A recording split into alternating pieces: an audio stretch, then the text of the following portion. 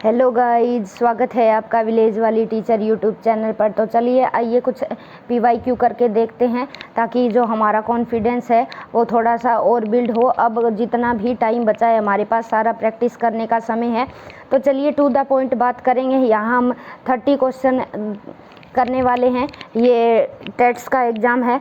तो चलिए बात करते हैं। निम्नलिखित में से कौन सा वृद्धि एवं विकास के संदर्भ में सही नहीं है।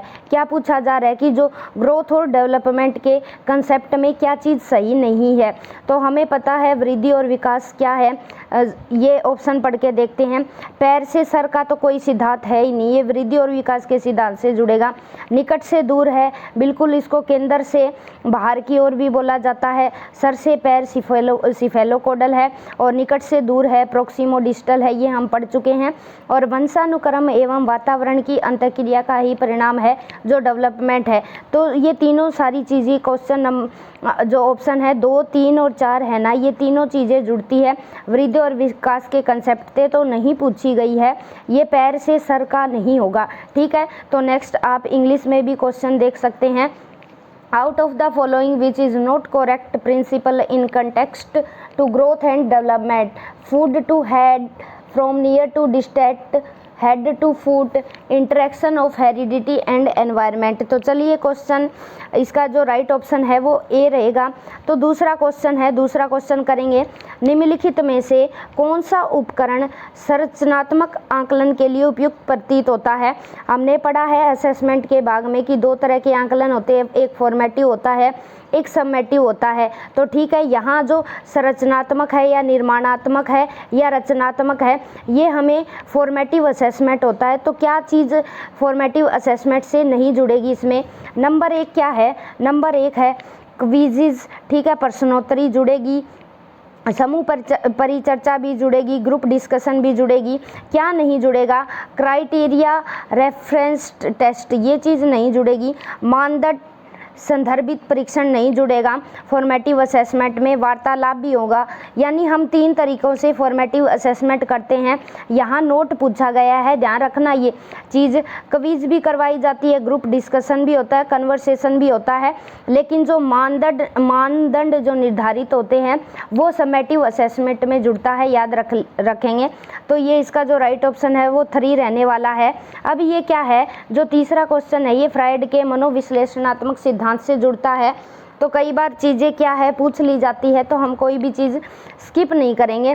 4 से 5 वर्ष की आयु में बालक में कौन से विकास की वजह से अपने माता के प्रति प्रेम तथा पितृ विरोधी भावना दर्शाने लगता है। ये फ्राइड का मनोविश्लेषणात्मक सिद्धांत है। फ्राइड ने एडिपस और इलेक्ट्रा 2 तरह की ग्रंथि बताई थी कि जो 4 से 5 साल का जो बच्चा है, लड़की तो अपने पापा से प्यार करेगी और जो लड़का है वो अपनी मम्मी से प्यार करेगा, ये ओडिपस ग्रंथि होगी। ठीक है, यहाँ क्या है, बेटा अपनी माँ से प्यार करेगा, बेटा माँ से प्यार करता है। ठीक है, बेटा माँ से प्यार करेगा और पापा से क्या है, विरोधी भावना होगी, माँ से प्यार करेगा बेटा ओडिपस ग्रंथि में। और जो ये है इलेक्ट्रा ग्रंथि में बेटी है, बेटी पिता से प्यार करेगी। ठीक है, बेटी पिता से प्यार करेगी, ये याद रखना। ठीक है, काफ़ी बार पूछी है ये चीज़ें, रिपीट भी होती है, मोर देन बहुत बार रिपीट होती है।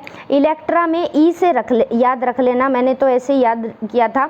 ई से स्त्री होती है, यानी क्या है, स्त्री अपने पापा से प्यार करती है, पिता से प्यार करती है, पति से प्यार करती है। तो ई से डिनोट करके मैंने तो ऐसे याद रखा था, ई से इलेक्ट्रा ग्रंथि। और इलेक्ट्रा ग्रंथि अगर काम करती है, हावी होती है, तो बेटी अपने पिता से प्यार करेगी। ठीक है, ओ से ओडिपस, बेटा माँ से ज़्यादातर प्यार करेगा। ये फ्राइड ने दी थी, 2 तरह की ग्रंथि बताई थी।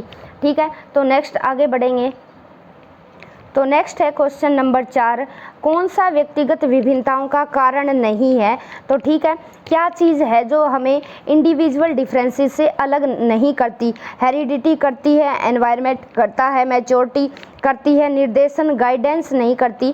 ठीक है, गाइडेंस निर्देशन है, एक अलग तरह का है, और ये व्यक्तिगत विभिन्नताओं का कारण नहीं हो सकता। ठीक है, कारण पूछा जा रहा है, ये रीजन नहीं है कि हम हेरिडिटी के हिसाब से भी एक दूसरे से भिन्न होते हैं, एनवायरनमेंट के हिसाब से भी एक दूसरे से भिन्न होते हैं, मैच्योरिटी के हिसाब से भी एक दूसरे से भिन्न होते हैं। निर्देशन यहाँ कोई सूटेबल वर्ड नहीं है, तो इंग्लिश में भी आप देख सकते हैं। नेक्स्ट है क्वेश्चन नंबर 5। क्वेश्चन नंबर 5 क्या कहता है, out of the following which is not the enrichment programme for gifted children, यानी क्या पूछा जा रहा है कि निम्नलिखित में से कौन सा प्रतिभाशाली बालक के लिए समवृद्धि कार्यक्रम नहीं है, यानी जो गिफ्टेड बालक है उसके लिए क्या चीज़ सही नहीं है, उसके लिए एक समृद्ध कार्यक्रम नहीं होगा।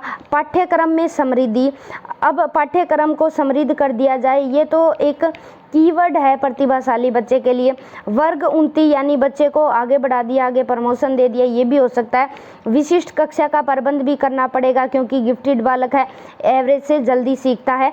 तो विशिष्ट आवासीय विद्यालय ये ज़रूरी नहीं है, ठीक है, कि हर एक प्रतिभाशाली, ये हम विशेष रूप से पिछड़े बालक या किसी में मेंटली या फिजिकल रूप से अगर कोई डिफरेंट है बालक, उसके लिए हम करेंगे। लेकिन प्रतिभाशाली बालकों के लिए ज़रूरी नहीं है कि विशिष्ट आवासीय विद्यालय खोले जाएं। ये क्या है, रेयरेस्ट पर्सन होते हैं, कोई 100 में से मुश्किल से एक ही बालक है जो गिफ्टेड बालक होता है, और पूरी दुनिया में 1% बालक है जो प्रतिभाशाली कैटेगरी के बालक पाए जाते हैं। ये अमेरिकन एसोसिएशन का कहना है, ठीक है। 1% बालक होती है जो पूरी दुनिया में गिफ्टेड बालक होते हैं। नेक्स्ट है क्वेश्चन नंबर 6। क्वेश्चन नंबर 6 है ये, निम्नलिखित में से कौन सा मिलर और डोलार्ड द्वारा प्रदत्त अनुकरणात्मक व्यवहार का प्रकार नहीं है। ये ठीक है, ये हमारे सिलेबस में गिवन नहीं है, लेकिन अलग टेट का एग्ज़ाम है इसलिए हम देख भी लेते हैं। जो क्या पूछा जा रहा है कि कौन सा इनमें से अनुकरण व्यवहार नहीं है, ठीक है। यानी क्या है, हमें पता है कि बच्चा लगभग जितनी भी चीज़ें सीखता है, या इन्होंने साइकोलॉजिस्ट के नाम दे रखे हैं कि जो बच्चा जितनी भी चीज़ें बच्चा सीखता है वो क्या है, इमिटेशन करके बच्चा सीखता है। तो क्या चीज़ इमिटेशन से नहीं जुड़ती, समान व्यवहार, बिल्कुल सेम बिहेवियर करेगा, ये चीज़ तो इमिटेशन है। दूसरा क्या है, सहसंबंधात्मक व्यवहार यानी को रिलेटिव, उसके जैसा व्यवहार, तो ये चीज़ अलग हो गई। प्रतिलिपि व्यवहार यानी कॉपिंग बिहेवियर कर रहा है बच्चा, तो ये चीज़ भी सेम हो गई। चौथा है सुमेलित आश्रित व्यवहार यानी मैच्ड डिपेंडेंट बिहेवियर, ऐसा व्यवहार कर रहा है बच्चा जो बिल्कुल मैच है और उसी पर पूर्णतः निर्भर है। तो जो ऑप्शन नंबर 2 वाला है ये राइट ऑप्शन रहेगा, यानी उसके जैसा बच्चा व्यवहार कर रहा है, ना कि उस जैसा ही बिल्कुल, ठीक है। उसके जैसा करने में, को रिलेट करने में, संबंध स्थापित करने में और सेम व्यवहार करने में काफ़ी डिफरेंट है। तो कई बार पूछ ली जाती है, ये चीज़ें याद रखना है। क्वेश्चन नंबर नेक्स्ट है 7। Education psychology is that branch of psychology which deals with teaching and learning, this statement is given by, क्या है कि शिक्षा जो मनोविज्ञान है, मनोविज्ञान की वह शाखा है जो शिक्षण एवं सीखने से संबंधित है। यह कथन किसका है, वुडवर्थ द्वारा। ये चीज़ें, वुडवर्थ की जो डेफिनेशन है वो काफ़ी फेमस रहती है, बहुत जगह वुडवर्थ का नाम दिया होता है। तो शिक्षा मनोविज्ञान के बारे में वुडवर्थ ने बताया कि शिक्षण एवं सीखने से संबंधित ही शिक्षा मनोविज्ञान है, जिसमें हम टीचिंग भी करते हैं और लर्निंग भी करवाते हैं। ये कहना है वुडवर्थ का शिक्षा मनोविज्ञान के बारे में। तो नेक्स्ट क्वेश्चन है, आगे बढ़ेंगे। तो नेक्स्ट क्वेश्चन है, एक बालक जो अपने स्कूल जीवन के बीच यानी लगभग 10.5 साल में अपनी आयु के समकक्ष से नीचे की कक्षा का कार्य करने में असमर्थ हो, किस प्रकार बालक कहते हैं। बिल्कुल आसान क्वेश्चन है और इतना घुमा के दे रखा है, एक बार पढ़ने से समझ में नहीं आ रहा कि क्या पूछा जा रहा है कि क्या है समकक्ष से नीचे की कक्षा का कार्य करने में असमर्थ है। तो वो क्या है कि जो सेम बच्चा है ना, सेम क्लास के बच्चे हैं, वो अपने क्लासमेट के हिसाब का काम नहीं कर सकते, उससे नीचे लेवल का करते हैं। तो वो बिल्कुल ये शैक्षिक रूप से पिछड़ा हुआ बालक है। मानसिक रूप से मंदित बालक नहीं हो सकता, मूर्ख बेवकूफ़ नहीं हो सकता, जड़ बुद्धि नहीं हो सकता। ज़रूरी नहीं है कि वो बच्चा पिछड़ रहा है तो वो क्या है, मूर्ख है, बेवकूफ़ है, जड़ बुद्धि है या मेंटली रिटार्डेड है। यानी वो 10.5 साल में अपनी आयु के समकक्ष से नीचे की कक्षा का कार्य करने में असमर्थ है, यानी नीचे का कार्य भी नहीं कर रहा, तो वो शैक्षिक रूप से पिछड़ गया है ये बालक। आप इंग्लिश का वर्जन भी देख सकते हैं अगर कुछ ना समझ में आए तो। और ये देखो क्वेश्चन नंबर 9 है, या सीधा सीधा पूछ लिया गया है बहुबुद्धि सिद्धांत के प्रवर्तक कौन है? हावर्ड गार्डनर है। 7 तरह की बुद्धि दी, फिर 2 को और जोड़ा, हमने डिटेल में पढ़ लिया है किस तरह की बुद्धि है पीछे वीडियो में की, ठीक है। एक माधव है, वो बच्चा संगीत पर काम कर रहा है तो संगीतीय बुद्धि उच्च स्तर की है उसमें। तो बहुबुद्धि सिद्धांत है वो हावर्ड गार्डनर ने दिया है। सीधा सीधा क्वेश्चन है बिल्कुल, यहाँ तो कुछ एक्स्ट्रा चीज़ें लगानी ही नहीं है। काफ़ी क्वेश्चन ऐसे होते हैं जो हमें देखने को मिलते हैं, ऐसी चीज़ें, ठीक है, जो सीधा पर्सन पढ़ते ही हमें समझ में आते हैं। नेक्स्ट है question number 10, gender schema theory किसने दी है भाई, किसने प्रस्तावित की है? हमें पता है जो स्कीमाज है, स्कीमा का सबसे ज़्यादा यूज करने वाले जो साइकोलॉजिस्ट हैं वो जीन पियाजे है। तो ये यहाँ घुमा दिया इन्होंने, जेंडर स्कीमा थ्योरीज से जोड़ दिया, ठीक है। जो स्कीमा देखते ही यहाँ काफ़ी बार घुमा के क्वेश्चन दिया जाता है कि जेंडर से अगर जोड़ दिया जाता है तो बच्चे यहाँ कंफ्यूज हो गए, लेकिन कंफ्यूज नहीं होना है। स्कीमा पर काम करने वाले जीन पियाजे तो तुरंत आंसर लगाएंगे जीन पियाजे, ठीक है। जेंडर अलग नहीं है, जेंडर स्कीमा थीरीज है वो जीन पियाजे ने ही दी है, इनकी ही थीरी स्कीमा से जुड़ती है। Next question is question number 11, निम्नलिखित में से कौन सा आंतरिक अभिप्रेरणा का उदाहरण नहीं है? हमने मोटिवेशन में 2 तरह की मोटिवेशन पढ़ी थी, एक तो बाहरी और एक है आंतरिक, इंटरनल मोटिवेशन, ठीक है, और एक्सटर्नल मोटिवेशन। इसमें क्या चीज़ पूछी जा रही है कि आंतरिक अभिप्रेरणा का उदाहरण कौन सा नहीं है? प्रशंसा, प्रेज, बिल्कुल बाहरी रूप से बच्चे को मोटिवेशन मिल रही है तो प्रेज कर रहे हैं, ये बाहरी मोटिवेशन है, ठीक है। तो ये आंतरिक नहीं है। चिंता है बच्चे को किसी काम को लेकर, एंजाइटी है, नीड फॉर अचीवमेंट है, बच्चा उपलब्धि चाहता है, उसे आवश्यकता है, ये चीज़ भी आंतरिक अभिप्रेरणा है। लेवल ऑफ एस्पिरेशन, आकांक्षा का स्तर भी, ये तीनों चीज़ें क्या है? मोटिवेशन बाह्य आंतरिक मोटिवेशन से जुड़ती है, तो नहीं पूछा जा रहा है, इसमें परहेज होगा, ठीक है। अब नेक्स्ट क्वेश्चन है क्वेश्चन नंबर 12, वाइगोत्स्की के अनुसार निम्न में से कौन सी संकल्पना सीखने के लिए केंद्रीय होती है? वाइगोत्स्की का जो सिद्धांत है वो कल्चर एंड लैंग्वेज से जुड़ता है, ठीक है। कल्चर एंड लैंग्वेज ये रहेगा, इसका राइट ऑप्शन ये नहीं होगा, ठीक है। ZPD दे रखा होता तो तब हम जाते इसके पास, इसका जो राइट ऑप्शन है ये संस्कृति एवं भाषा ये रहने वाला है। कितनी आयु पर बच्चों में लिंग पहचान स्थापित हो जाती है? कल की वीडियो में जब मैंने रिवीजन करवाई तब बताया कि 2 साल का बच्चा है वो क्या है, उसको लड़के के कपड़े पहना दो चाहे लड़की के पहना दो वो पहन लेगा, लेकिन जब बच्चा 5 साल का होगा ना तो 5 साल का बच्चा है, लड़की है वो लड़के के कपड़े पहनने के लिए मना करेगी, और ख़ासकर जो लड़का है वो लड़की के कपड़े पहनने के लिए मना करता है।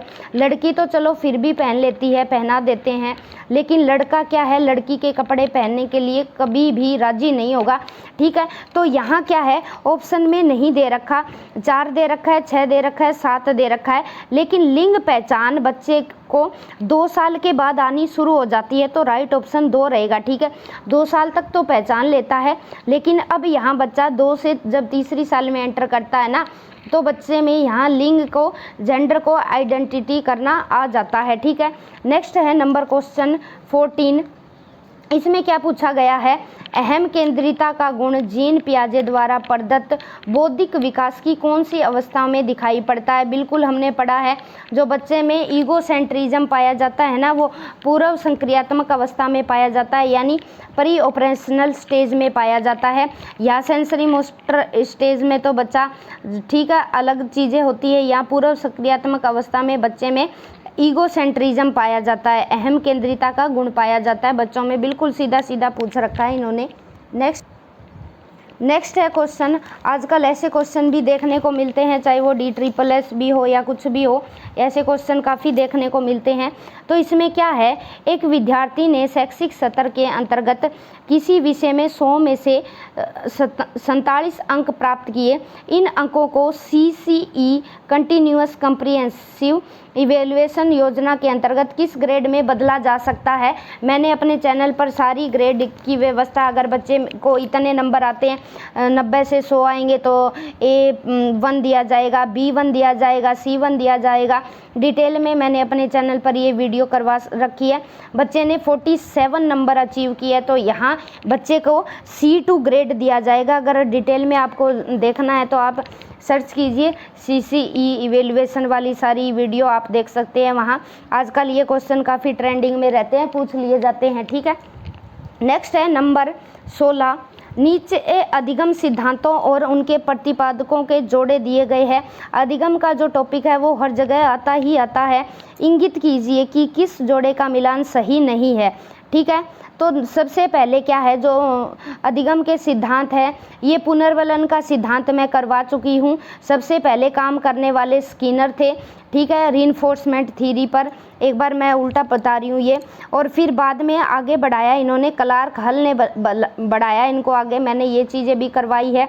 और जो उद्दीपन अनुक्रिया का सिद्धांत है, स्टिमुलस SR थ्योरी है, ये थॉर्नडाइक की है, और साथ में सहयोगी है गेट्स और स्टीफेन थे, ठीक है। ये दोनों, स्टीफेन का भी दे रखा है, गेट्स का भी दे रखा है, तो थॉर्नडाइक से हमें पता चल गया, तो ये दोनों चीज़ें तो सही है। अंतर्दृष्टि सूझ का सिद्धांत है, ठीक है, इंसाइट, एकदम से अचानक से सूझ आ जाना, जो कोलर ने सुल्ताना नामक चिंपैंजी पर अपना एक्सपेरिमेंट किया था। तो ये तीनों चीज़ें सही है, ठीक है। अनुकूलन और अनुबंधन अनुक्रिया हमें पता है, पोवलोव ने दिया था। कंडीशनिंग रिस्पॉन्सेज, ठीक है, कुत्ते पर एक्सपेरिमेंट किया था। वुल्फ और रीड का नहीं है ये सिद्धांत, तो नहीं पूछा है, तो ऑप्शन नंबर ए इसका राइट हो जाएगा। कई बार ऐसे जोड़े पेयर में दे रखे होते हैं, वो पूछ लिए जाते हैं, बताइए, मैच कीजिए। आगे है नंबर 17 क्वेश्चन, इसमें क्या है, फ्रायड द्वारा दिए गए मनोलैंगिक विकास की एक अवस्था निम्नलिखित में से कौन सी नहीं है, ठीक है। तो फ्रायड ने 3 तरह की अवस्था दी थी, 3 तरह की स्टेज दी है, लेकिन कौन सी नहीं दी, आइकॉनिक नहीं दी, ठीक है, आइकॉनिक नहीं बताया इसने। तीनों ये चीज़ें हैं जो फ्रायड के मनोलैंगिक विकास के सिद्धांत से जुड़ती है अवस्था, ठीक है। ओरल, OAL से याद रख लेना, ठीक है, या कैसे याद रखोगे, कोड वर्ड बना के याद रख लेना। ओरल स्टेज भी जुड़ेगी, एनल स्टेज भी जुड़ेगी, लेटेंसी स्टेज भी जुड़ेगी, ठीक है। तो नेक्स्ट है क्वेश्चन नंबर, आगे बढ़ेंगे। नेक्स्ट है 3 वर्ष की आयु में बालक लगभग कितने शब्द सीख लेता है। मैंने जब बताया था, जब हमने भाषा का टॉपिक किया था तो वहाँ बताया था, तो जो 3 वर्ष का बालक है वो लगभग क्या है 1000 अप्रोक्स वर्ड सीख लेता है। ये याद रखना, ये सीधा सीधा क्वेश्चन पूछा गया है, हालांकि सीटेट में ऐसे पूछे नहीं जाते क्वेश्चन, ठीक है। अब ये देखो सीधा सीधा बिल्कुल जो गिलफोर्ड का जो क्रिएटिविटी का सिद्धांत था, इसमें सीधा पूछ लिया गया है, निम्नलिखित में से कौन सा सृजनात्मकता का एलिमेंट नहीं है। Note the element of creativity हमने पढ़ा था, FFOE से पढ़ा था, ठीक है। इसमें मेमोराइजिंग दे रखा है, मेमोराइजिंग नहीं होता, ठीक है। धारा प्रवाहिकता होती है, लचीलापन भी होता है, मौलिकता भी होता है, ठीक है, और एक विस्तारीकरण होता है, ठीक है। विस्तारीकरण यहाँ नहीं दे रखा, समृद्धीकरण दे रखा है, तो समृद्धीकरण नहीं जुड़ेगा, बिल्कुल हलवा क्वेश्चन था। अब नंबर 20 है, नंबर 20 क्या है, ये विकास वाला चैप्टर से जुड़ेगा भी, डेवलपमेंट से। बिल्कुल आसान क्वेश्चन है लेकिन घुमा के दे रखा है। कुछ मामलों में बच्चे अपने माता पिता की तुलना में कुछ कम मानसिक योग्यता दिखलाते हैं तथा ठीक उल्टा दृश्य भी दिखाई पड़ता है। कल ही पढ़ा है हमने वंशानुक्रम का कौन सा नियम कहलाता है, यानी बच्चे क्या है ना तो माता पिता जैसे होते, ठीक है, आधे भी नहीं होते बिल्कुल। हमने 3 तरह के नियम पढ़े थे विकास में, समानता का नियम, असमानता का नियम, एक पढ़ा था हमने प्रत्यागमन का नियम। प्रत्यागमन के नियम में बच्चा क्या होता है माता पिता से ठीक उल्टा होता है, ठीक है। अगर मम्मी पापा की जो बुद्धि है वो एवरेज है तो बच्चा क्या है सुपीरियर भी हो सकता है, मेंटली रिटार्डेड भी हो सकता है। तो यहाँ क्या है, यह ठीक उल्टा दृश्य दिखाई पड़ता है। तो वंशानुक्रम के कौन से नियम से जुड़ेगा, ये लॉ ऑफ रिग्रेशन से जुड़ेगा, प्रत्यागमन का सिद्धांत। चयनित गुणों का सिद्धांत नहीं है, क्योंकि चयनित गुणों के सिद्धांत में उसमें आएगा असमानता का नियम, ठीक है, कि कुछ गुण है बच्चे ने एनवायरनमेंट में रहकर खुद सीख लिए और कुछ मम्मी पापा से आ गए, ठीक है। सिलेक्टिव ट्रेट्स का नहीं होगा। मातृ एवं पितृ पक्षों का नियम ये तो होता ही नहीं है विकास का नियम। संयोग का नियम ये दोनों विकास के नियम है ही नहीं। चयनित गुणों का सिद्धांत में असमानता का सिद्धांत होता है। कुछ सिद्धांत है जो मम्मी पापा से मिलते हैं और कुछ ट्रेट्स है वो मम्मी पापा से नहीं मिलेंगे। यहाँ तो बिल्कुल ही उल्टा होता है, मम्मी पापा से बच्चा बिल्कुल ही मैच नहीं करता। तो ये लॉ ऑफ रेग्रेशन होता है, वेरी वेरी इंपॉर्टेंट है। ठीक है। किसने मानसिक आयु शब्द को सबसे पहले परिचित करवाया था? हमने पढ़ा था जो मेंटल एज थी ये अल्फ्रेड बीने ने सबसे पहले परिचित करवाया था। आगे फिर उस पर टर्मन ने भी काम किया, अलग अलग साइकोलॉजिस्ट थे, लेकिन मानसिक आयु पर सबसे पहले काम करने वाले अल्फ्रेड बीने थे। ठीक है, ये याद रखने की बात है, ये फैक्ट है। ये आगे बढ़ेंगे हम क्वेश्चन नंबर 22। ये हमारे जो विशिष्ट बालकों वाला टॉपिक है उससे जुड़ेगा। क्वेश्चन नंबर 22 है हमारा, ये विशिष्ट बालकों वाले से जुड़ता है हमारा। इसमें क्या पूछा गया है? According to AAMD and APA, what is the IQ range of severe mental retardation children? कुछ हमें यहाँ वर्ग दे रखे हैं कि क्या है। AAMD के बारे में पता होना ज़रूरी है, मैंने पहले ही आपका टाइम वेस्ट ना हो यहाँ इनकी फुल फॉर्म्स लिख के रखी है। AAMD क्या होती है? American association on mental deficiency, जो क्या है मेंटली रिटार्डेड बच्चों पर काम करती है। APA क्या होती है? अमेरिकन साइकोलॉजिकल एसोसिएशन होती है ये। ठीक है, ये क्या मानती है कि जो मंदता, गंभीर मानसिक मंदता, यानी बच्चा बिल्कुल रिटायर्ड है, वो अपनी सामान्य बेसिक क्रियाएं भी नहीं कर सकता, तो वो बालक का IQ कितना होगा? ये क्या है? ये होगा बच्चे का 20 से 35, यानी बिल्कुल जड़ बुद्धि बच्चा है।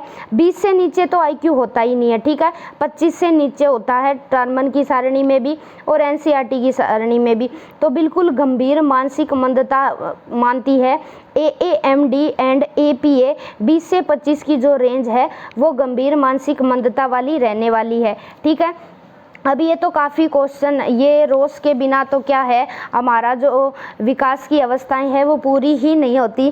काफ़ी बार क्वेश्चन ये पूछ लिया जाता है, हर बार ये रिपीट होता है, चाहे कोई भी टेट्स का एग्ज़ाम हो। ये सीधा क्वेश्चन पूछा गया है कि जो मिथ्या परिपक्वता का काल, रोस ने ऐसे भी पूछ लिया जाता है कि जो मिथ्या परिपक्वता का काल का कंसेप्ट किसने दिया है? रोस ने।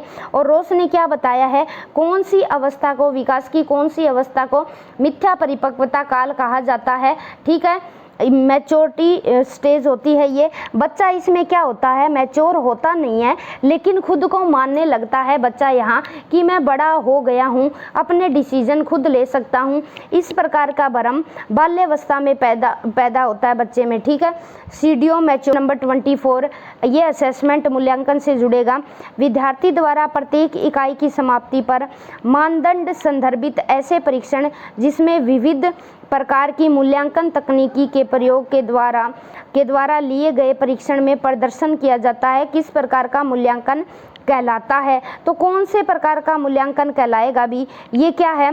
प्रत्येक इकाई की समाप्ति पर। ठीक है, एक बार इंग्लिश में भी पढ़ेंगे ताकि अच्छे से हमारे कंसेप्ट क्लियर हो जाए। यहाँ assessment of performance done by students frequently at the end of unit using criterion reference and employing multiple technique of evaluation is known as what type of evaluation? यानी क्या है? इकाई के एंड में लिया जाता है और क्या है? स्टैंडर्ड होता है इस चीज़ का, अलग अलग तकनीकी का यूज किया जाता है। तो ये कौन से तरह का होता है? पीरियोडिसिटी ऑफ इवेल्युएशन होगा। ठीक है, नियतकालिक मूल्यांकन। ठीक है, अलग एक तो होता है कंटिन्यूअल अलग होता है जो फॉर्मेटिव असेसमेंट से जुड़ता है कंटिन्यूअल, एक होता है नियतकालिक मूल्यांकन। ठीक है, ये थोड़ा सा हाई लेवल की चीज़ है, ये सीटेट में नहीं पूछी जाती।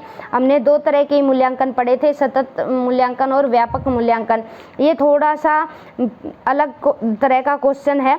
ठीक है, इसमें क्या है? प्रत्येक इकाई की समाप्ति पर मानदंड संदर्भित ऐसे परीक्षण जिसमें विविध प्रकार की मूल्यांकन तकनीकी के द्वारा लिए गए परीक्षण में प्रदर्शन किया जाता है, किस प्रकार का मूल्यांकन है? नियतकालिक मूल्यांकन है, पीरियोडिसिटी ऑफ इवेल्युएशन है ये। नेक्स्ट है क्वेश्चन, ये ऐसे क्वेश्चन तो बहुत बार देखने को मिलते हैं। आरंभिक बाल्यकाल का आयु समूह काल क्या है? ठीक है, तो हमने पढ़ा था जो आरंभिक बाल्यकाल है उसका क्या है, उस काल का एज क्या होगी उसकी? तो एज होगी उसकी 2 से या संबंधित है मानसिक विकार से, पठन विकार से, व्यवहारगत विकार से, गणितीय विकार से। हमने पढ़ लिया है ये विकार जो डिसऑर्डर है सारे हमने कर लिए है। तो डिसलेक्सिया है ये पठन विकार से है, रीडिंग डिसऑर्डर है, ये बच्चा अच्छे से रीड नहीं कर पाता और ना ही समझ पाता है। नेक्स्ट है क्वेश्चन नंबर 27, जब एक ही विषय के विकास का अध्ययन अधिक समय अवधि तक किया जाता है तो इस अध्ययन को क्या कहते हैं? क्या कहेंगे भाई? जब एक ही विषय के विकास का अध्ययन लंबे समय तक, लॉन्ग पीरियड तक किया जाता है तो इस प्रकार की स्टडी क्या कहलाएगी? लाइफ हिस्ट्री स्टडी, सर्वे स्टडी, क्रॉस सेक्शनल स्टडी या लॉन्गिट्यूडनल। लाइफ हिस्ट्री स्टडी नहीं होगी ये कहलाएगा लॉन्गिट्यूडनल स्टडी। याद रखना लॉन्गिट्यूडनल स्टडी कहलाएगी ये। आगे है क्वेश्चन नंबर 28, देखो वुडवर्थ फिर से आ गया।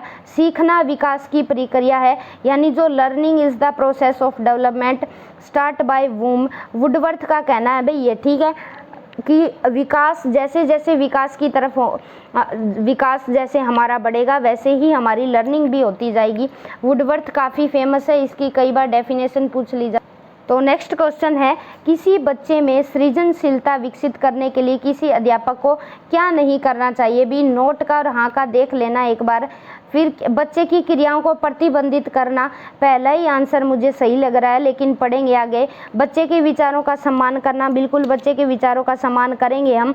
बच्चे की उत्कंठा या जिज्ञासा को संतुष्ट करना, बिल्कुल करना ही पड़ेगा, नहीं पूछा गया है। बच्चे को अपूर्व चिंतन की दिशा में ले जाना, ठीक है। Lead the child to novel thinking, बिल्कुल ये सारे तीनों के तीनों काम हम करेंगे। क्या नहीं करेंगे? बच्चे की जो क्रियाएं हैं उनको बांधेंगे नहीं, ठीक है, प्रतिबंधित नहीं करना है। तो आज की क्लास का लास्ट क्वेश्चन, क्वेश्चन नंबर 30, एक विद्यार्थी नए ज्ञान को इस तरह से सीखता है कि वह पहले से सीखे हुए संप्रत्यय एवं नियमों का परिमार्जन एवं विवर्धन करता है, तो इस प्रकार का अधिगम क्या कहलाता है? तो बताइए, पढ़िए, एक बार इंग्लिश में भी रीड करते हैं। ए स्टूडेंट इज, नए ज्ञान को इस तरह से सीखता है, यानी जो पीछे बच्चा सीख चुका है उनके कंसेप्ट के नियमों का चेंज कर सके, ठीक है, कंसेप्ट एंड चेंज कर सके और मॉडिफाई कर सके और इलेबोरेट कर सके, तो इस प्रकार का अधिगम क्या कहलाएगा? को रिलेटिव लर्निंग कहलाएगी भी, ठीक है, को रिलेटिव लर्निंग कहलाएगी। यानी बच्चा क्या है, सहज संबंध बनाकर वहाँ सीख रहा है। बिल्कुल आसान क्वेश्चन था लेकिन घुमा के इतना दे रखा है कि हम कंफ्यूज हो जाते हैं ऐसी चीज़ों को देखकर। तो bye bye, have a nice day guys. मिलते हैं कल एक नई वीडियो के साथ और रिवीजन क्लासेस हमारी जारी रहेगी, चलती रहेगी। Have a nice day.